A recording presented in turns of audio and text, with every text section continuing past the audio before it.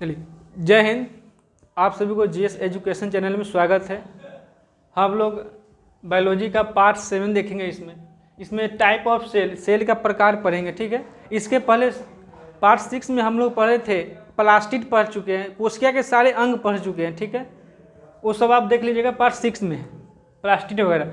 अब इसमें देखेंगे टाइप ऑफ सेल्स, यानी कोशिका के अंग क्या है, कोशिका के प्रकार, यानी कि कोशिका के प्रकार को हम दिखेंगे इस पार्ट 7 में, ठीक है।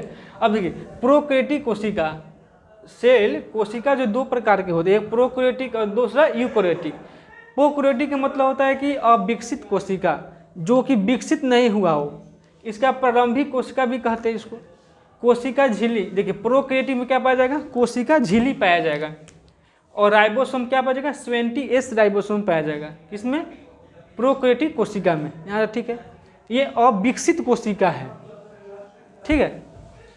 यूकैरियोटिक कोशिका यानी कि विकसित कोशिका।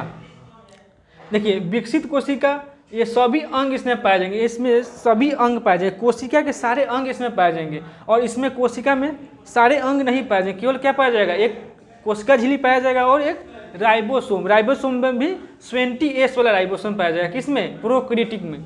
और यूकैरियोटिक पे क्या होगा, कोशिका विकसित होगा, इसका सभी अंग पाए जाएंगे कोशिका का। राइबोसोम कौन सा होगा, 80S राइबोसोम। प्लास्टिड यानी पादप में पाया जाएगा। पादप में क्या पाया जाता है, प्लास्टिड। प्लास्टिड भी कई तरह के होते हैं, क्लोरोप्लास्ट, क्रोमोप्लास्ट, ल्यूकोप्लास्ट, 3 तरह के होते हैं। वैक्यूल्स, पादप में कैसा वैक्यूल्स पाया जाएगा, बड़ा पाया जाएगा।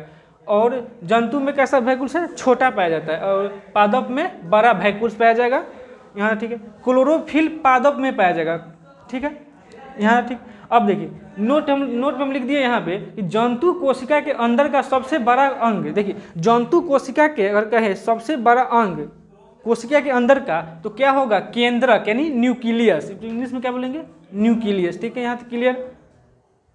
जंतु कोशिका जो है उसका आकार कैसा होता है, गोलाकार होता है, ठीक है।